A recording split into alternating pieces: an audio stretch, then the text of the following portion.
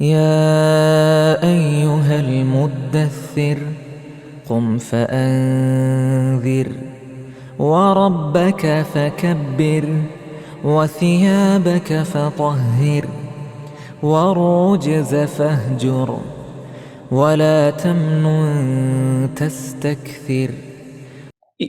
So like I'm not religious, right? Like I don't like by any definition like I'd say I am. Okay. The thing is like I think that like when people make these very intricate arguments on like, well, do you believe all things? I'm not trying to dog on you, but like, Okay.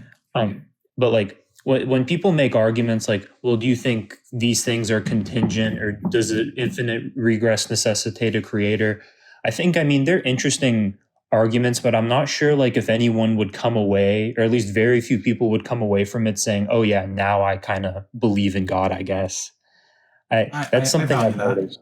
Yeah, sure. I think one of the key goals of having these interactions is to encourage proper thought, right? So I don't know how much of the previous conversation you tuned into, but when you get to a point where you're kind of all over the place, you're not really making headway. You're just arguing for the sake of arguing. So, for example, when you hear things like "this is a hypothesis," the model doesn't exist, but it can. It's always a possibility. I haven't actually taken a position. At this point, there's no meaning to the conversation, and when there's no meaning to the conversation, it's just silly. It's silly to continue, right? So the idea is, obviously, you and I are here, we're alive, we're existing, and we're trying to figure out the three key questions to life. Where did I come from? What am I doing here? And where am I going? These are the three fundamental questions that any rational person will ask themselves on their journey of life, right?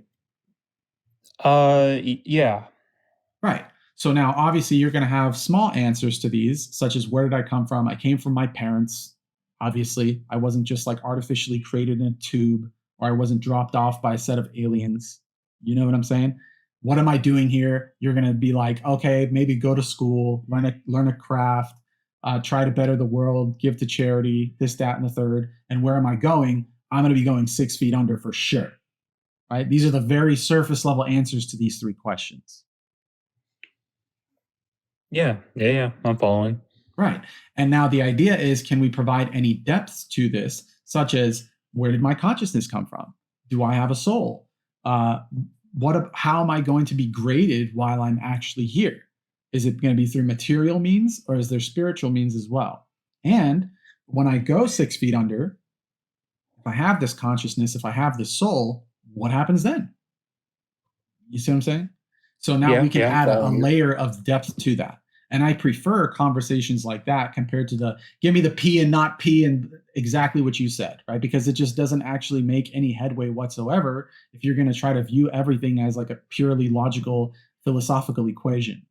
Now, I understand that there's people out there that need that, but I would much prefer having a dialogue and an exchange of words and then seeing where things kind of go, right?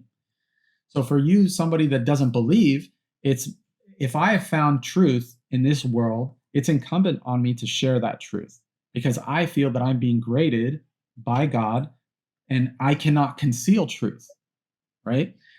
And in the same way, when I say your skin in the game as my, fellow brother in humanity, is if you're upon some truth, I would think that you're we give people the benefit of the doubt by Muslim by me. It's not like a we. I don't have a mouse in my pocket. I mean, Muslims, we give people the benefit of the doubt that they're honest and that they want well, right? And you would invite me to that truth.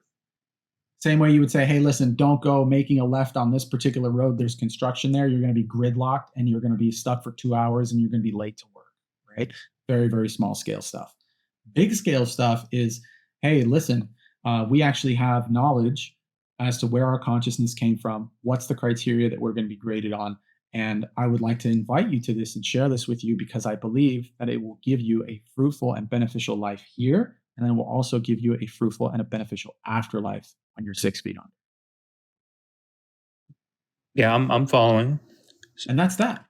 So I'm genuinely curious as to kind of where are you at in your journey and how can I enrich that through conversation? And obviously, I believe that form of enrichment comes through Islam. So Hit me with it, man. What do you kind of believe in, and why do Yeah, you believe I in it? mean, the thing I would say is I don't know, like I don't know exactly how you would be able to test for a transcendent God, at least like something that does exist. I mean, presumably you think he exists like not within our world, maybe. I'm not sure exactly what the standpoint is. Like does he have, like, he probably interjects in worldly matters. Do you believe that? Yeah, absolutely. I think that I don't think that it's like a clockmaker where he just makes the clock and his hands are off. I believe that he is constantly fashioning and maintaining and sustaining the world at all times. And this is through one of the names and of the attributes of what he revealed himself as al-Musawwir. So he is the fashioner. So the same way that, let's say, for example, children are being fashioned in their mother's wombs, the same way that your consciousness is being fashioned towards a particular way, guidance is being given to you a particular way. If you have a particular field of study for college or something like that, your mind is perpetually and constantly being fashioned from the Islamic worldview. So it's not a hands-off thing whatsoever. Now, is he a part of this world?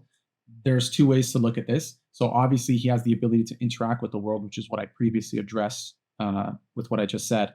As far as him being in this world, we believe that he is above. So he is in this world in the sense that he can interact with it, but he is above it, meaning he's not bound by space, he's not bound by time, he's not bound by death, he's not bound by any of these things that would bind you and I in our form of existence. So he's not some like alien living on another planet because they're bound by space, they're bound by time. They had a beginning, they're gonna have an end. So hopefully that helps you out a little bit. Yeah, I know when you refer to the fashioner, I know the surah it's in. I think it's maybe Al Hashr. I don't know. I've only ever read the Quran once, but Good, good, good. uh and that's another thing, is like I'm not sure if anyone can kind of, like, even though there might be minor disagreements between Muslims, uh like I don't know if there's like one set of values that are universal necessarily. What do you Like, mean by that? well, the thing is I oftentimes I understand we have these four madhabs, and then they each have their different way on viewing the attributes of Allah, so on and so forth, and maybe different ways they would prescribe Sharia, and certain things are ijma. And then once you kind of get into it, I'm not sure if like my moral framework would match up with what they prescribe, say, because like there's a lot of Islamic content out there, and for me to parse my way through it would take. I mean, people spend their lives studying it, right? So, like, I'm not sure if like the values that are proposed by Islam necessarily match up with me per se. Can you give me an example of one of the values? And by the way, it's very uncommon for somebody who, what I would say is exploring Islam, to have an opinion on the different madhab, to have an opinion on, ijma, the process that's taken. And so, to me, it seems to me either you're somebody that was either Muslim at one point and left for some reason or another, or you're obfuscating what you truly believe in. So I'm just going to ask you point blank: were you ever a Muslim at any time? No. Okay. I had a roommate. I had a Muslim roommate in college, so I know a lot about it from that. From And he living was with someone him. who was learned and studied, because the idea of talking about the four madhabs is specifically reserved for students of knowledge. It's very rare that I come across somebody, a layman, who's saying, "Oh, okay." So, like, for example, if I were to say, you're saying that you have an issue right now with the moral framework. Can you give me an example where the madhabs disagreed with each other on a moral issue? Where they disagreed, I Mhm. mean, in terms of like the physical attributes of God, Okay. or like, oh gosh, dude. I mean, I've got to be straight up honest. I couldn't tell you off the top of my head. I mean, I'm not too well versed on that specifically. Like, I know they have disagreements over different things, like such as like if you come. I've heard all types of different arguments. Like there's this one hadith, like if you come running to Allah, He will. So I don't know. I forget it. There's like I've heard a lot about it, but I know that there's certain things that are just unanimous, especially among the Sunni school of thought. Like what's unanimous? Like their prescription for like apostasy laws say that, or things like that. Okay. I know some of them. Sorry. No, I'm listening. Go ahead. I'm sorry. I'm just clearing my throat. Go ahead. Yeah, apostasy laws. Yeah, sure. But correct me, because I mean, obviously, I can be wrong. I know that certain ones can prescribe like certain ones can prescribe like a waiting period where you can redact your apostasy and then go about your day, or like things like that. I understand you maybe have to make like a public denouncement of the religion. Like there's all types of ways people have kind of described it to me. I kind of disagree with the concept that someone should be punished for that necessarily. Okay. Why do you disagree with it? If the decree is from Allah subhanahu wa ta'ala and His messenger, why do you disagree? If it's a divine decree, why would that be something that you disagree with? Like if I was giving you like a critique, like if I was a Muslim giving that critique, I obviously couldn't, because at that point. No, from the outside, forget that. You're not a Muslim. You said you're not a Muslim. I accept it. I like I said, we give people the benefit of the doubt. So yeah, I think that if every truth claim in Islam is true, then presumably, you and these things were super self-evident and they came down from God. I don't think people should receive a punishment if they did not believe in all these truth claims. Like, there should be arguments compelling enough to get them back into the religion, in my opinion, if you were there before. I mean, this is my opinion, right? Sure. Yeah, absolutely. So what I encourage you to do is open up the Quran, chapter 3, verses 86 to 89, where Allah subhanahu wa ta'ala talks about somebody who has witnessed the true signs of the Prophet ﷺ, and clear evidences have come to them. And then He says that He does not guide the wrongdoing people, and that their recompense is the curse of Allah subhanahu wa ta'ala and the angels upon them. And obviously that the punishment is not going to be enlightened for them. So what does that actually mean? Well, if somebody was believing and then they disbelieved and then they went back into belief and then they went back into disbelief, okay, you now have a degree of hypocrisy that is within their hearts. So either they were disbelieving for some reason that's not, it's not a good reason. They are following their own desires, which is typically what it boils down to. So we have evidence of this, right? In the Quran itself, in those verses that I had given you, because Allah subhanahu wa ta'ala says, except for those who repent after that and correct themselves. So now in regards to the different madhahib that you were talking about, I would be very curious to see which one of them say that there's no waiting period whatsoever. Because according to the Quran and the Sunnah, there is a waiting period. If Allah subhanahu wa ta'ala tells you that somebody had went from a state of belief and then he went to a state of disbelief and then he went to a state of belief again, there must have been some type of an interaction from the community and that person in order to get him back to a state of belief from the very reason that you listed, which is talking to them and giving them the reasons that they're looking for. And then if you take a look at the jurisprudential process as to how this takes place, they can have standardizations of certain things. Like, for example, they could say it has to be a minimum of 3 days. And then the judge can extend it from there forth, depending on what the person's unique condition is. Because you have 4 different types of apostasies.